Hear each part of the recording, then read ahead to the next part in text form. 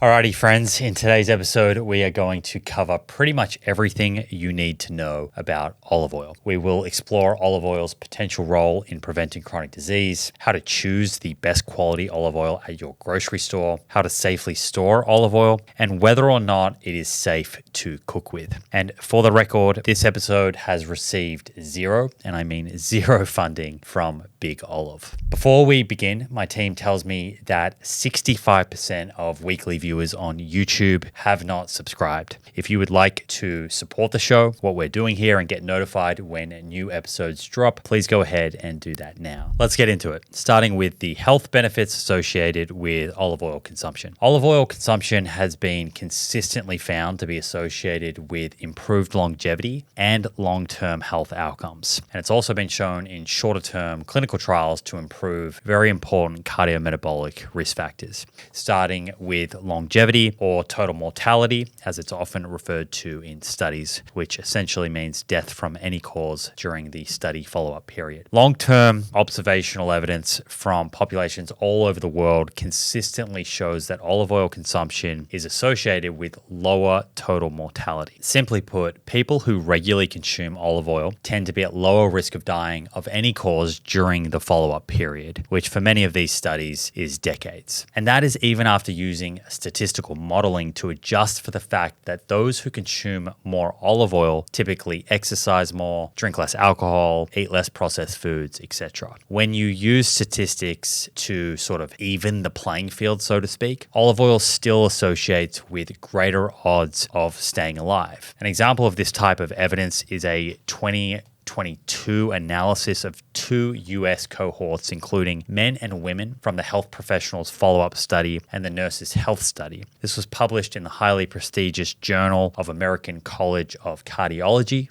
During 28 years of follow-up, there were 36,856 deaths. Compared to subjects who never or rarely consumed olive oil, those consuming about half a tablespoon or more than 7 grams a day had 19% lower risk of dying during that 28-year follow-up period. When they looked more closely at specific causes of death, subjects consuming half a tablespoon, or again, more than 7 grams a day, had significantly lower risk of dying from cardiovascular disease, cancer, neurodegenerative disease, and respiratory disease. This same study also showed that replacing 10 grams a day of margarine, butter, mayonnaise, or other forms of dairy fat with olive oil was associated with anywhere from a 13 to 19% lower risk of dying over that 28-year period. It's worth pointing out that, interestingly, and perhaps frustratingly for those who dunk on seed oils, there was no difference in the risk of dying when researchers assessed the effect of swapping 10 grams a day of vegetable oil with olive oil. The researchers concluded, and I quote here, "Our results support current dietary recommendations to increase the intake of olive oil and other unsaturated vegetable oils in place of other fats to improve overall health and longevity," end quote.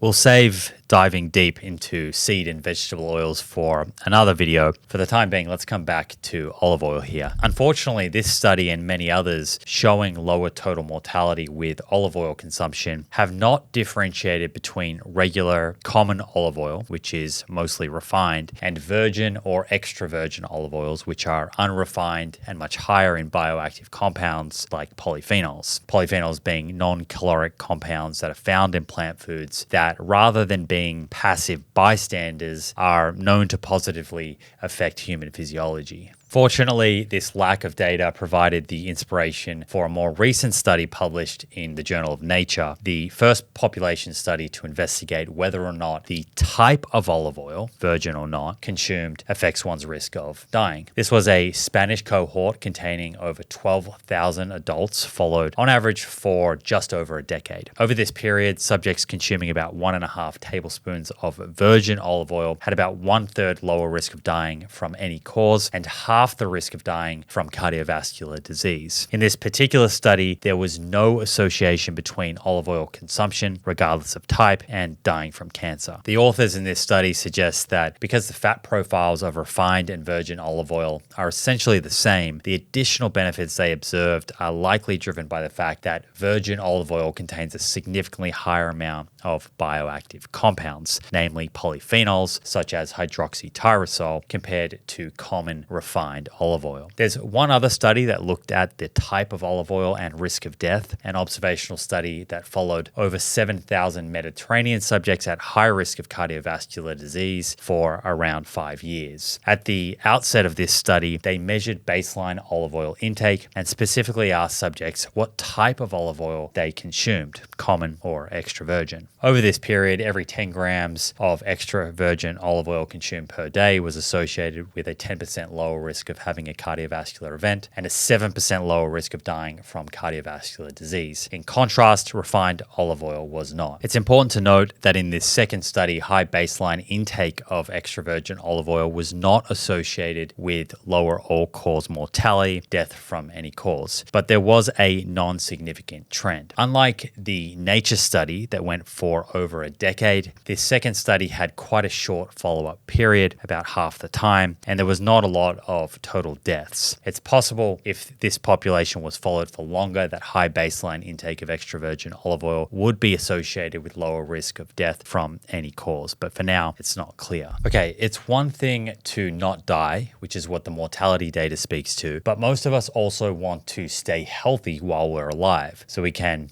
live, do more of whatever brings us most fulfillment. This is where risk of morbidity, having a disease or a symptom of disease comes in. Again, here, large-scale observational studies have consistently found olive oil intake to be associated with reduced risk of developing and therefore living with a range of chronic diseases. Arguably, the most consistent association here is reduced risk of developing cardiovascular disease, as evidenced by a 2022 meta-analysis of 8 cohorts from 6 studies, which observed a 15% reduction in risk of cardiovascular disease when comparing high versus low olive oil consumption. When it came to dose for risk of developing cardiovascular disease, there was little benefit above 20 grams per day. Given that 1 tablespoon of olive oil is 14 grams, this is about 1.5 tablespoons per day, which is aligned with that Nature study looking at the Spanish cohort we spoke about earlier. These results are corroborated by a more recent meta-analysis of cohort studies, this time pulling data from 30 studies that altogether included more than 2.7 million subjects. Higher olive oil intake was associated with a 15% lower risk of both cardiovascular disease and coronary heart disease. These benefits appear to be driven by olive oil's positive effect on blood cholesterol, blood pressure, inflammation, and blood glucose control, with some of this mediated by the fat profile of olive oil itself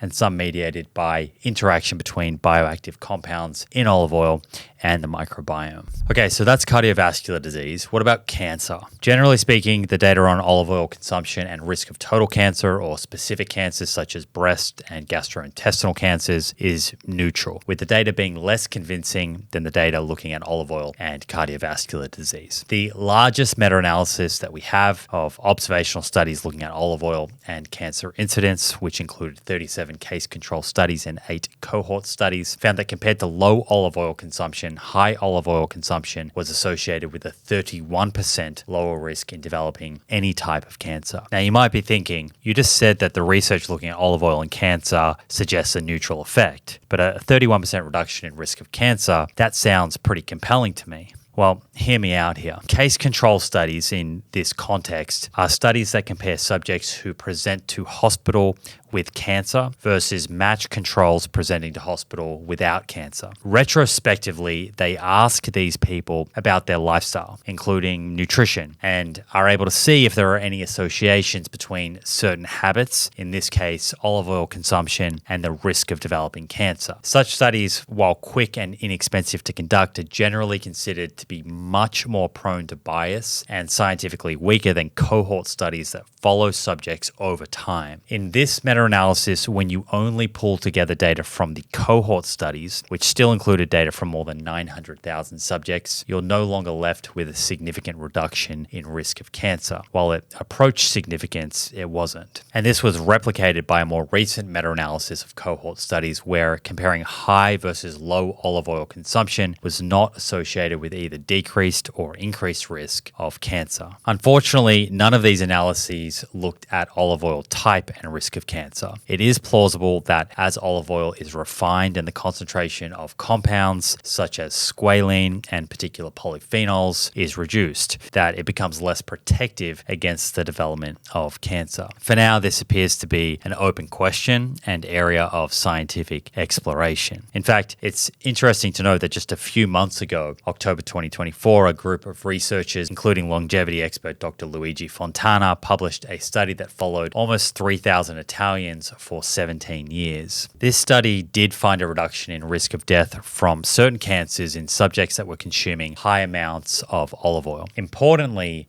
these subjects live in a part of Italy where the olive oil that's consumed is high quality extra virgin olive oil, mostly the Cima di Mola and Simone varieties. The researchers specifically state, and I quote here, "The use of olive oils harvested before full ripening to produce high-quality extra virgin olive oil rich in polyphenols further strengthens this study's validity," end quote. They also make mention of the fact that the olives are processed cold without heating and within 8 hours of harvesting from centuries-old olive groves to preserve the content of bioactive compounds. After grouping subjects into low olive oil consumption, less than 30 grams per day, intermediate, 30 to 50 grams per day, and high, 50 grams plus per day, they found that individuals in the high extra virgin olive oil group had a 60% lower risk of death from gastrointestinal cancers than those in the low extra virgin olive oil group. In the absence of studies comparing olive oil type and risk of cancer within a single population, this data looking at a population who consume varying amounts of high quality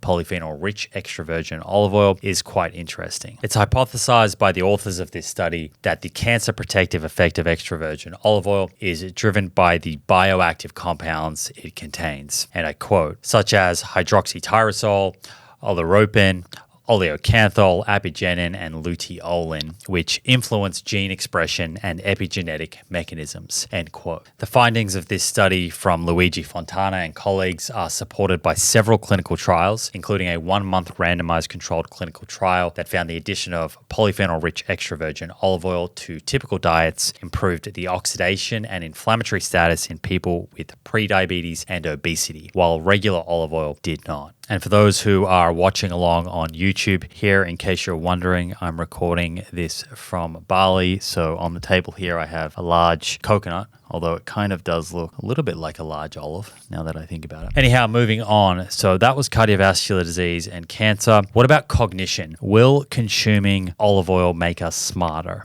and perhaps protect our brain from degeneration as we age? The first large-scale human observational study that highlighted the potential benefits of olive oil consumption for preventing cognitive decline was the famous 3-city study. This study followed almost 7,000 elderly male and female subjects from 3 different cities in France for 4 years. Olive oil intake was measured at baseline and cognitive testing was performed across the 4-year follow-up period. At baseline, compared to subjects who never consumed olive oil, those who consumed moderate or large amounts had significantly lower odds of cognitive deficit in visual memory and also in verbal fluency. Over the 4-year follow-up period, intensive olive oil consumption was associated with a 17% significantly reduced risk of visual memory decline and an almost significantly reduced risk of verbal memory decline. And again, that was after adjusting for any other observed lifestyle differences between the high and low olive oil consumers. Since the 3-city study, there's been a few randomized controlled trials that further support this idea that olive oil is good for cognition. One being a 2020 study out of Greece called the McCoyle Pilot Study that randomized subjects who were on average 69 years of age to one of 3 different groups. There was the high phenolic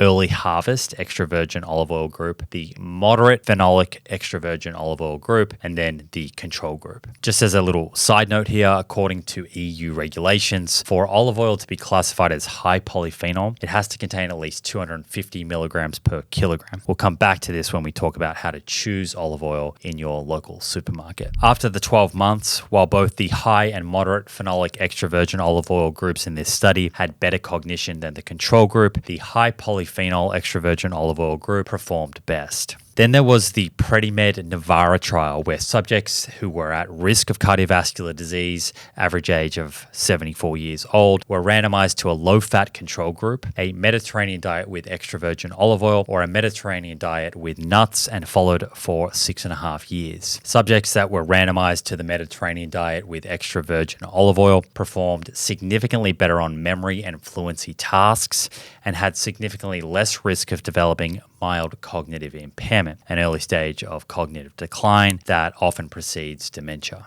Interestingly, those in the Mediterranean diet plus nuts group did not do significantly better than controls when it came to the risk of developing mild cognitive impairment. Now, before people yell at me in the comments, that's not to say that nuts aren't healthy or good for cognition. In fact, there is research showing that walnut consumption, for example, is associated with better working memory. However, it is plausible that certain compounds or foods can improve cognitive function in the short term while not influencing long-term cognitive outcomes and neurodegeneration. It's also entirely plausible that olive oil contains unique properties, bioactive compounds, that are not found in the same concentration in nuts that influence neurodegeneration. Animal models suggest that this might actually be the case. It's 2025, and I have made the decision to join Function Health to help monitor and optimize my health. And honestly, after getting set up, I am wondering what took me so long. Function makes it extremely easy to track important biometric information over a lifetime, information that you can use in real time to make important health decisions. Function gives you over 100 lab tests covering your entire body every year: heart, hormones, liver, kidneys, thyroid, metabolic health, heavy metals, autoimmunity, nutrients, and more. 5 times more testing than your typical physical for $499 a year. A lot cheaper than if you were to order all of these tests individually. That's if you can order them. Take ApoB and LP(a), for example, 2 very important tests for determining your risk of having a heart attack or stroke. Yet, as outlined in multiple episodes on this show by Dr. Thomas Dayspring, they can be incredibly difficult to order with your local doctor. Using Function is very straightforward. You join and then visit one of their 2,000 US lab locations. I went to one here in LA where I live. It's very easy, and boom, your results are tracked over time in one secure place. No shady upselling, no gimmicks, just your results beautifully presented and science-based insights from doctors to help you optimize your health. Skip the 400,000 person waitlist today at functionhealth.com/Simon Hill and join me on the path to nerd level health optimization. That's functionhealth.com/Simon Hill. Okay, so we've covered cardiovascular disease, we've covered cancer, we've covered cognition and neurodegeneration. What about metabolic health, blood glucose control, and risk of developing chronic conditions like type 2 diabetes? Overall here, when you pull together large cohorts from across the world, higher olive oil intake tends to be associated with lower risk of diabetes. For example, a 2017 meta-analysis by Schwing-Shackle et al. That identified a 13% reduction in the risk of developing type 2 diabetes with increasing olive oil intake up to about 1.5 tablespoons per day. Unfortunately, though, within this study, they did not do a substitution analysis, so it's a little difficult to know if this was just because people who were consuming more olive oil were consuming less saturated fat, or if olive oil itself was uniquely beneficial, even compared to polyunsaturated fats as found in vegetable oils. That is what I was interested in. How does olive oil compare to polyunsaturated fat-rich cooking oils like safflower,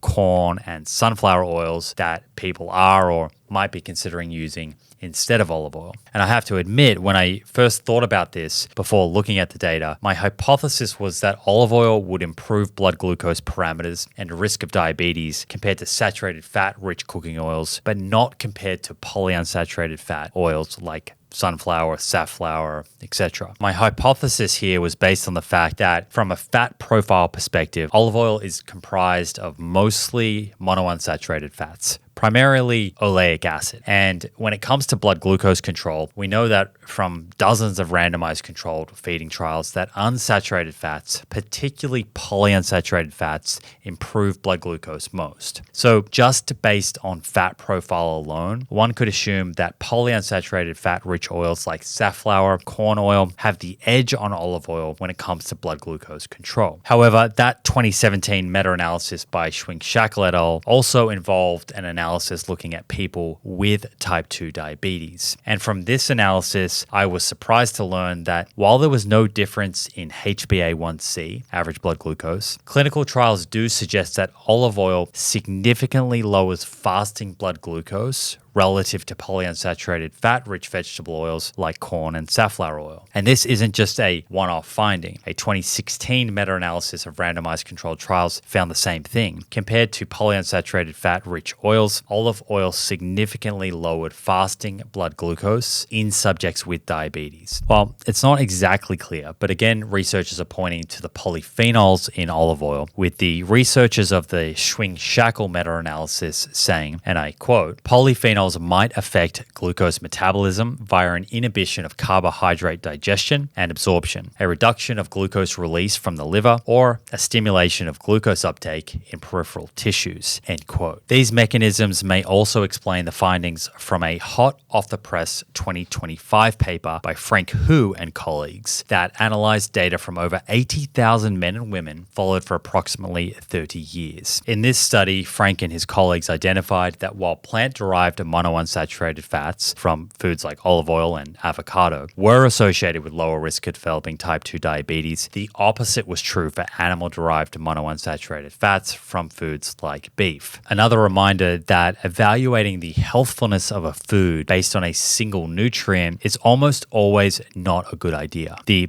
overall food package or food matrix matters. In this case, where you get your monounsaturated fats from matters when it comes to the risk of developing diabetes. If they come with olive oil packed next to polyphenols, it's a good thing. If they come from beef, probably not so good. So for now, my position on olive oil and metabolic health and risk of type 2 diabetes is that olive oil appears to lower risk of diabetes relative to animal-based sources of saturated fat and even monounsaturated fats such as beef, ghee, and butter. This is likely explained by the fact that monounsaturated fats significantly outweigh the saturated fat content of extra virgin olive oils, and they also come adjacent to bioactive compounds like polyphenols. Olive oil seems to improve blood glucose control in people with impaired glucose metabolism or poor metabolic health, even when you compare to polyunsaturated fat-rich oils like safflower, corn, and sunflower. This is probably explained by the high polyphenol content of olive oil. And if that is the case, it would be particularly important for those with poor metabolic health to seek out early harvest extra virgin olive oil with a high polyphenol concentration. If you have healthy blood glucose control, you will unlikely see improved blood glucose control simply because you can't improve upon something that is already optimized. Okay, so that's a little taste of the science looking at olive oil consumption and various health outcomes. How exactly is olive oil, particularly extra virgin olive oil, leading to these health benefits? This is something that we could geek out for over an hour, but I know that you want me to get to the practical side of things, tips to choosing a good olive oil when you're shopping. So we'll keep this segment on mechanisms rather short. Plus, at the end of the day, other than for interest's sake, it doesn't really matter how olive oil is having these effects. It's the effects themselves that we care about, the net outcome of consuming olive oil. To help us think about these mechanisms, I'm going to refer to the central illustration from one of the US cohort studies that I mentioned earlier. This image is on screen for those watching on YouTube, and it summarizes what we've spoken about, the outcomes, the benefits of consuming olive oil, along with the additional information about proposed mechanisms of action. I'll walk through this illustration now for those who aren't watching. On the left-hand side, we have olive oil, with arrows pointing to three key components of olive oil. Number one, monounsaturated fats. Number two, phenolic compounds or polyphenols such as hydroxytyrosol. And number three, lipid derivatives such as squalene and tocopherols. And then from these three components of olive oil, there is an arrow pointing to 7 potential mechanisms of action. So let's go through those. Number one, low susceptibility to oxidation. Number two, anti-inflammatory and anti-atherogenic, which means protecting you from plaque building up in the artery wall. Number 3, healthy gut microbiome. Number 4, improves endothelial function, despite what you may hear from certain proponents of oil-free diets online. Number 5, improves the lipid profile. Number 6, improves insulin sensitivity and glycemic control. And number 7, improves blood pressure. And then there is an arrow from these 7 mechanisms that points to several of the outcomes that we've already spoken about. Lower total mortality, death from any cause, lower cardiovascular mortality, lower cancer mortality, lower neurodegenerative disease mortality, and lower respiratory disease mortality. Just quickly before we do chat about tips for consuming good olive oil, promise we're getting there. I'm often asked by people who eat an oil-free diet whether olive oil is superior to nuts and seeds. Do they need to add olive oil to their diet? My answer to this question has evolved over time. This question is it's usually framed as either or. But what if olive oil has unique bioactive compounds, which it does, that have beneficial effects on our physiology? Bioactive compounds that nuts and seeds don't have, and vice versa. My view is that given that both food groups are associated with improved health outcomes and they contain unique nutritional properties, would it not make sense to include both in your diet? That's certainly my position. 1 to 2 tablespoons of extra virgin olive oil a day, a handful or a couple of handful of nuts per day. This is all good stuff. That said, it may not work for everyone, and dose is important. For example, even though olive oil is beneficial for cholesterol and blood glucose levels, there was a recent trial published in the Journal of American Heart Association that found that going completely oil-free or close to oil-free led to even better levels of LDL cholesterol and blood glucose. This is probably explained by the extra fiber and phytosterols that you get when eating whole food sources of plant-based fats like avocado, nuts, and seeds. However, I do think it's important to keep in mind that this recent trial compared less than 1 teaspoon of olive oil per day with over 4 tablespoons. In my view, that's not exactly a fair comparison, as most of the studies suggest 1 to 2 tablespoons of olive oil per day is a healthy intake level. I think the best thing for all of us to do here is to experiment with ourselves. For me personally, my LDL cholesterol is below 70 milligrams per deciliter and my blood glucose is optimal with a few tablespoons of olive oil in my diet most days. Okay, so that is the science out of the way. Now, as promised, let's get into the practical side of things here. First things first, because we want exposure to the polyphenols in olive oil, we ideally want to be buying an extra virgin olive oil, not straight up olive oil and not even a virgin olive oil, both of which are higher acidity than extra virgin olive oil, indicating that they come from less healthy olives and also from inferior growing conditions. That's essentially the ranking from best to worst. At the bottom, you have Lampante olive oil, which is a free acidity value over 3.3%, and that's not considered fit for human consumption. Then you have ordinary olive oil, which has a free acidity value under 3%. You have virgin olive oil, which has a free acidity value under 2%. And at the top of the list, the best quality extra virgin olive oil, which has a free acidity value under 0.8%. One of the major benefits of extra virgin olive oils is that compared to regular refined olive oils, extra virgin olive oil typically contains about 4 times the amount of phenolic compounds, 232 milligrams per kilogram versus 62 milligrams per kilogram. When you refine the oil, you significantly reduce the amount of polyphenols that are left in that oil. That said, while that is the typical polyphenol content, not all extra virgin olive oils are equal. You cannot simply see extra virgin on the label and assume that it contains 232 milligrams of polyphenols per kilogram or more, with studies showing that olive oils labeled as extra virgin range in polyphenol content anywhere from 50 to 800 milligrams per kilogram. Now, you may be thinking, why such variation? Well, it comes down to where the olives were grown, what part of the season they were harvested, early, in the middle, or late, how they were processed, and whether or not the bottle actually contains what it says. Yep, a recent report that put well-known extra virgin olive oil brands under the microscope graded some as lampante, which remember is a type of olive oil below refined olive oil, not even considered fit for human consumption. In other words, your bottle might say extra virgin olive oil on it, but if the manufacturer is trying to increase their margins, they have been known to dilute the high quality olive oil with lower quality oils. For that reason, I do think it's really important to choose an extra virgin olive oil that is transparent with third-party test results to show the polyphenol content, as well as the results for a few other tests that we're going to discuss shortly. Based on a recent Consumer Labs report that I got my hands on, that third-party tested popular brands of extra virgin olive oil and looked at things like free fatty acid profile, acidity,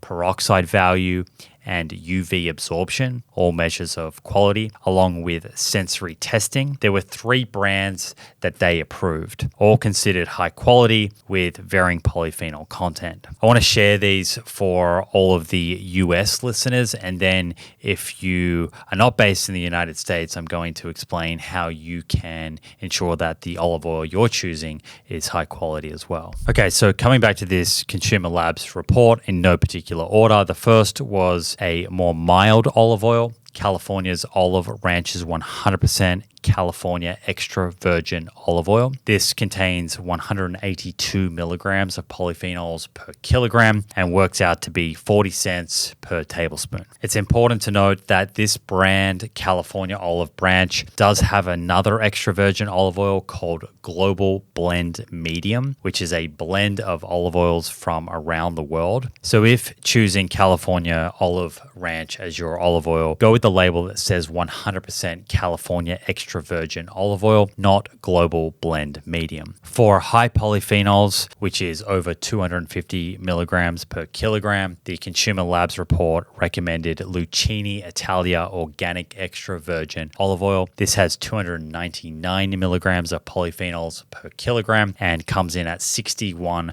US cents per tablespoon. And then for very high polyphenols, the top pick was Life Extension California Estate Extra Virgin Olive Oil. This one had over 400 milligrams of polyphenols per kilogram. It was a little more pricey at 81 cents per tablespoon. Interestingly, Gundry MD Extra Virgin Olive Oil, promoted by Dr. Stephen Gundry, despite containing a very high level of polyphenols, the most in the report, was graded as a very poor quality by the reviewers, and I quote, as lampante, i.e. not fit for human consumption. I also thought it was interesting that Trader Joe's Extra Virgin Olive Oil, a brand that is no doubt very popular across US households, was also graded as ordinary or lampante olive oil based on sensory defects. So if you're from the United States, it's quite easy. Just go to the show notes, choose one of these 3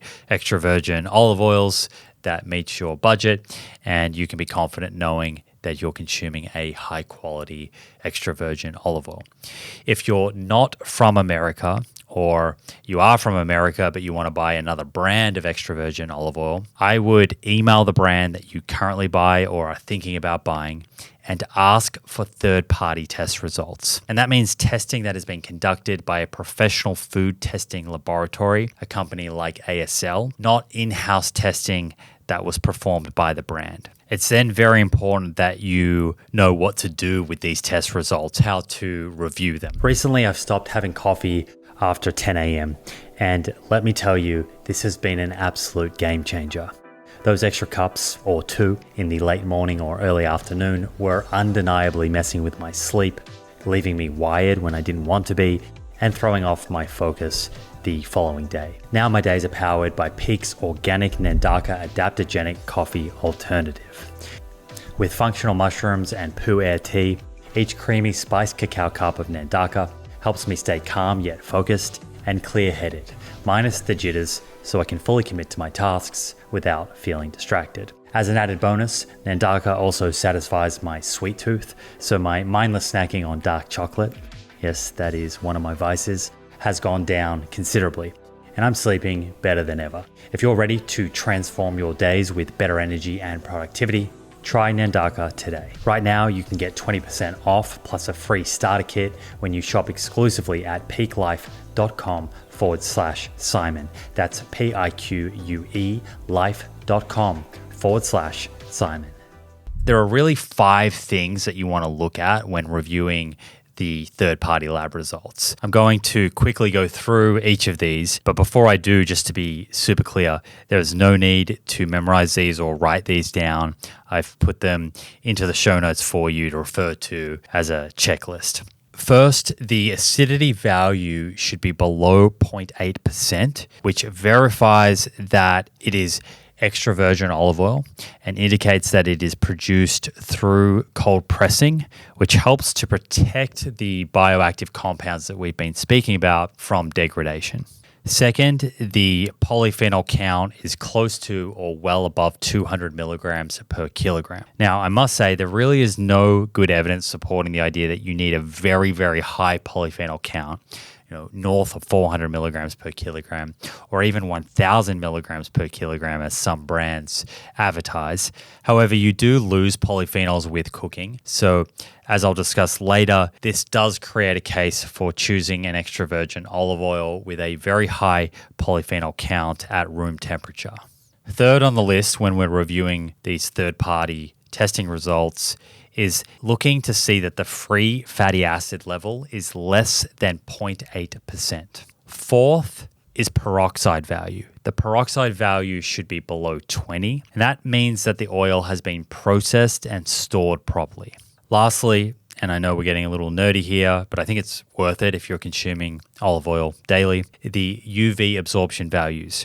K232 should be below 2.5, and K268, which is sometimes called K270, should be below 0.22. And that K268 or 270 value has actually been found to be the best predictor of an olive oil's stability. When the peroxide value of your olive oil is below 20 and both the K232 and K268 values are in range, this is a good sign that the olive oil that you're consuming is unlikely to degrade over time and it hasn't been adulterated. It's not diluted with cheaper oils that are prone to degradation. Now, before we move on to cooking and storage, I should add that in addition to the 3 US brands that I mentioned from the Consumer Labs report that met these 5 criteria and also didn't have any sensory defects, Brian Johnson's Blueprint extra virgin olive oil, or snake oil as it's labeled, also ticks all of these boxes. And I can tell you, I have a bottle at home currently. It tastes absolutely delicious. Although at about $1.20 USD a serve, it is 3 times as expensive as California Olive Ranch's 100% California extra virgin olive oil,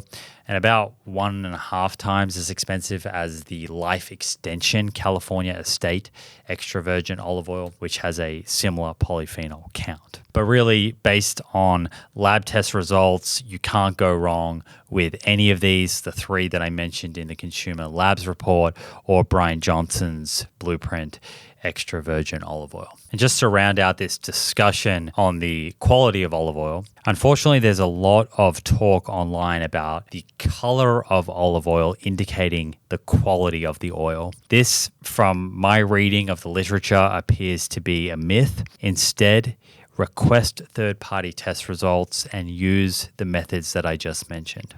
Okay, next up, I want to very quickly talk to you about packaging and storage. To protect the olive oil against degradation and maintain quality over time, you want your extra virgin olive oil to be stored in a dark amber glass bottle or a bag-in-a-box packaging. Both of these are considered to be superior to tin or plastic bottles. If you're unfamiliar with bag-in-a-box style packaging, it kind of looks like cask wine. You can Google it and see what I mean. Storage-wise, you want to keep your olive oil away from sunlight, even if it's indirect.